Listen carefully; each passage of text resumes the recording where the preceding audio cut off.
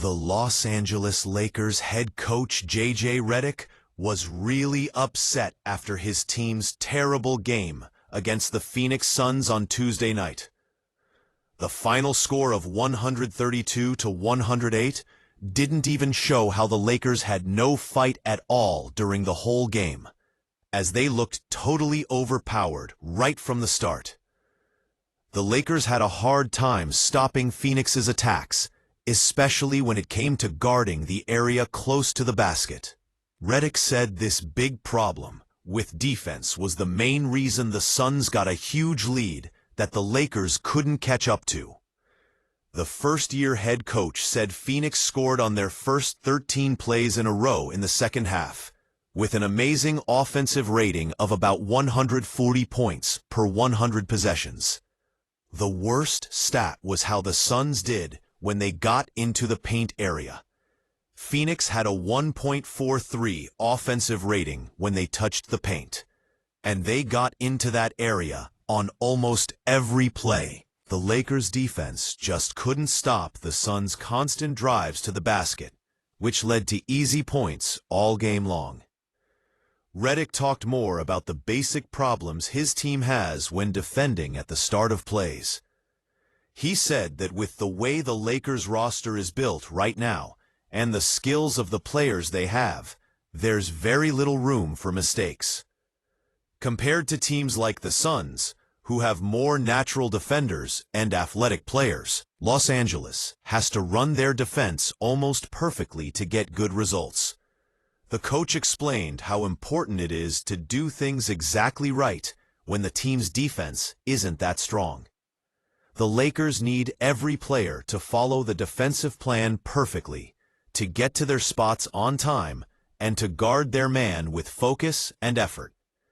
When the team puts together good defensive plays with the right execution, they can play well against anyone. But on Tuesday night, there was none of that teamwork or care for details. Redick got most frustrated when talking about specific defensive mistakes. He said they tried a zone defense that failed right away, letting the Suns get a layup and an open three-pointer. He even asked why Mark Williams was being guarded out at the three-point line, showing he was confused about the assignments. The team didn't do their ice coverage right in pick-and-roll plays on the next possession, and when they went under screens, Phoenix took advantage and got easy baskets. The coach pointed out a problem that's been happening to the Lakers all season. Against younger, faster teams that pass the ball well and cut hard, the Lakers look slow and stuck, like they can't keep up with the energy and speed. Redick said that at some points in games, the coaches run out of ideas because the players can't even do basic defense. Maybe the biggest thing Redick talked about was the real problem of effort and trying hard. He thinks playing with full effort is a choice each player makes play after play. Even though the team practices defense a lot and watches film all the time, just knowing it isn't enough. Players have to choose the harder way, like making extra efforts, running back fast on defense, and pushing through screens. Redick said, "Basketball is full of tons of little decisions in every game. No player will make the right choice every time, but the aim is to make most of them right, so the team has a real shot to win."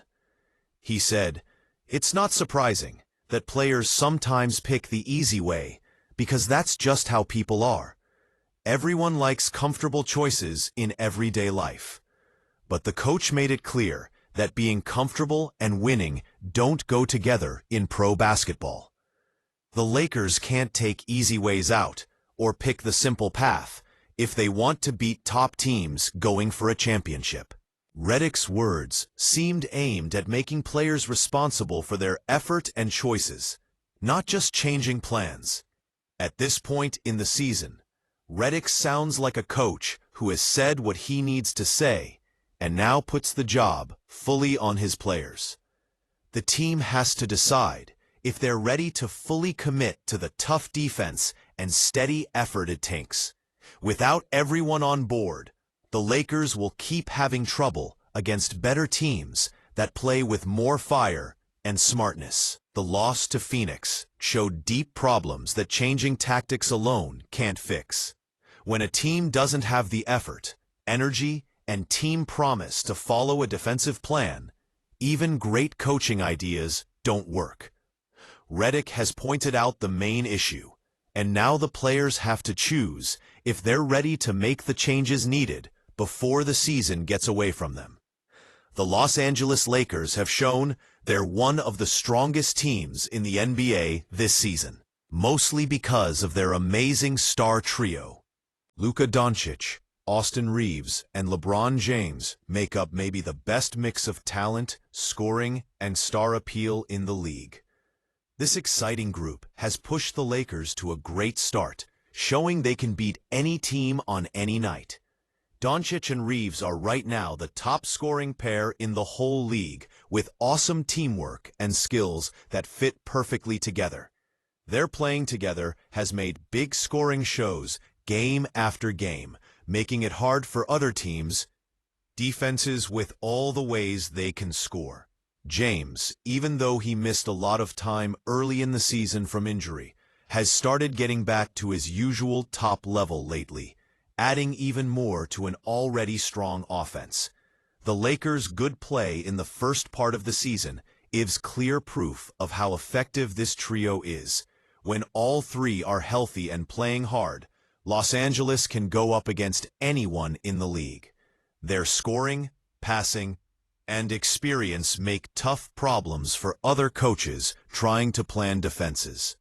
As one of the most famous and valuable teams in world sports, the Lakers make anyone who wears their purple and gold much more popular and seen.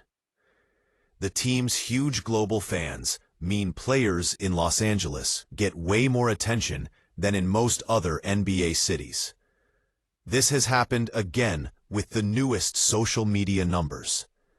The NBA just shared info about the 10 players who got the most views on all their official social media this season. The list shows which players get the most likes, views, and fan excitement on the league's online spots. No surprise, Doncic is at the top of this big list, ruling social media in a way that matches how he plays on the court. Doncic being number one on social media isn't shocking since he's the NBA's top scorer and also fourth in assists per game. His great all-around play and exciting highlights bring huge fan interest everywhere. The difference between Doncic and the guy in second place is huge, with the Lakers star getting almost 140 million more views than San Antonio Spurs star Victor Wembanyama. LeBron James is in fourth place on this list, which is even more amazing since he missed more than half the games so far from injury. Being this high, even when sitting out many games, shows the huge reach and power James still has in basketball. Even when he's not playing, LeBron gets tons of social media buzz from his role and effect on the game. Maybe the biggest surprise and coolest part is Austin Reeves coming in at 7th on this list.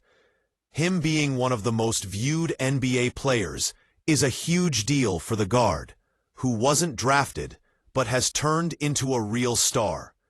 Reeves is right after Denver Nuggets superstar Nikola Jokic, ahead of lots of proven all-stars and players with big contracts in the league. Reeves being on this list shows both his great play on the court and the huge stage the Lakers give him. He's putting up his best numbers ever in almost every stat, making himself a real all-star pick.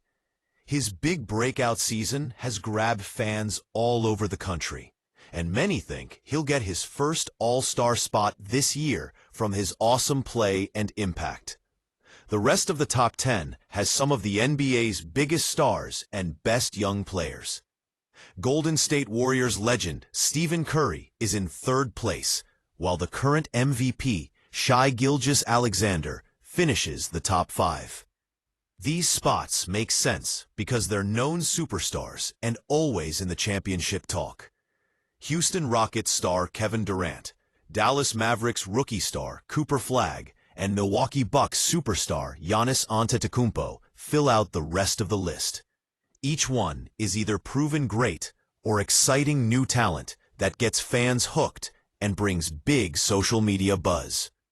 The Lakers having 3 players in the top 10 says a lot about their personal skills and the team's worldwide draw. With Doncic at number 1, James at 4th, and Reeves at 7, it shows the team's star strength and how they grab attention from all kinds of fans everywhere. This social media win turns straight into more sales of team stuff, tickets, and value for the team. The Lakers keep using their history, city, and stars to stay the most valuable and known team in the NBA worldwide. For Lakers fans, seeing 3 of their favorite players in the most viewed list gives more proof that the team can win a championship. When your top 3 guys get this much interest and buzz, it shows not just how good they are alone, but also how they could do something amazing together.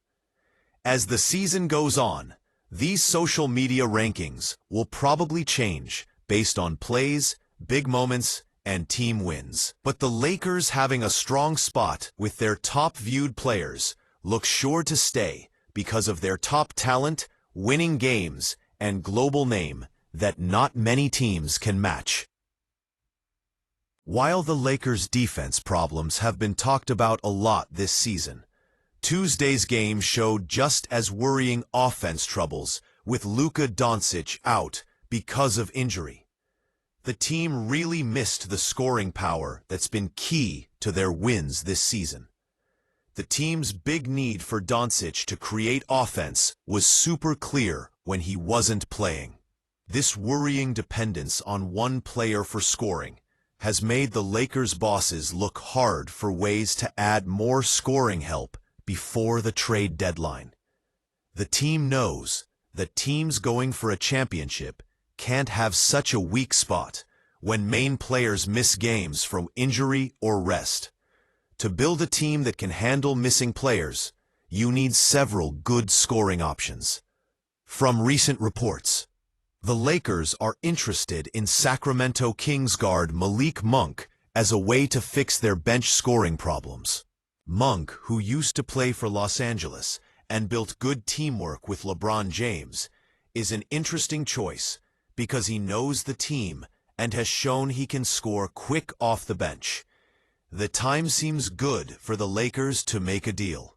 Since the Kings have said they're open to trading Monk, Sacramento has let teams know they're ready to move the guard before the February trade deadline, so others can make offers. The Kings being open to trading Monk comes from their bad season and maybe wanting to rebuild their team, right now at the bottom of the Western Conference with a bad record. Sacramento has tough choices about where to go next. The team seems like it might start rebuilding, making players like Monk ones they can trade for draft picks or younger guys with more future potential. Because the Lakers don't have many trade pieces and have money limits, it's hard for them to make a strong offer for Monk. But one possible deal could be Jared Vanderbilt, Maxi Kleber, and a future second-round pick. This group might be enough to interest Sacramento while letting Los Angeles get better without losing their main players. From the Kings' side, this trade offer has some good points, even if it's not huge. If Sacramento decides to rebuild, getting Maxi Kleber makes sense just for money freedom. His contract ends next summer, giving the Kings more space to sign free agents or take on salaries later. Even though Kleber's play has gone down a lot this season, with just 1.9 points and 1.8 rebounds per game on average, his experience and smarts could help younger players. Jared Vanderbilt is harder to judge for Sacramento. Getting a defense-first forward might not seem right for a rebuilding team, but Vanderbilt's age and skills could be useful. His defense and rebounding fix clear weak spots on Sacramento's team. And at only 25 years old, he fits a timeline for building with young players. This season, Vanderbilt has averaged 4.6 points, 5.6 rebounds, and 0.9 steals per game. He's gotten better at shooting from outside, making him more useful than before, and maybe giving him a bigger role on offense in Sacramento. More minutes could let Vanderbilt show his skills and raise his value for future trades. For the Lakers, getting Malik Monk back could help right away. The guard already knows how to play with LeBron James from before in Los Angeles, and gets the team's ways and what they expect. In his earlier time with the Lakers, Monk was a solid bench scorer who could spark the second group with quick points. Monk's stats this season show a smaller role in Sacramento. Not that his skills are worse. He averages 12.4 points, 2.0 rebounds, and 2.3 assists per game, shooting 43.5% from the field and 41.4% from three-point range. These numbers show he can score well when he gets chances. When he first played for the Lakers, Monk averaged 13.8 points, 3.4 rebounds, and 2.9 assists per game, while shooting 47.3% from the field and 39.1% from three. Play like that would be a huge help to Los Angeles's bench, which has trouble scoring steady when the starters sit. The Lakers' bench scoring has gotten worse as the season goes on. Los Angeles averages 117.7 points per game total, which is 13th in the NBA. But the bench only gives 24.3 points per game, putting too much pressure on the starters to score every night.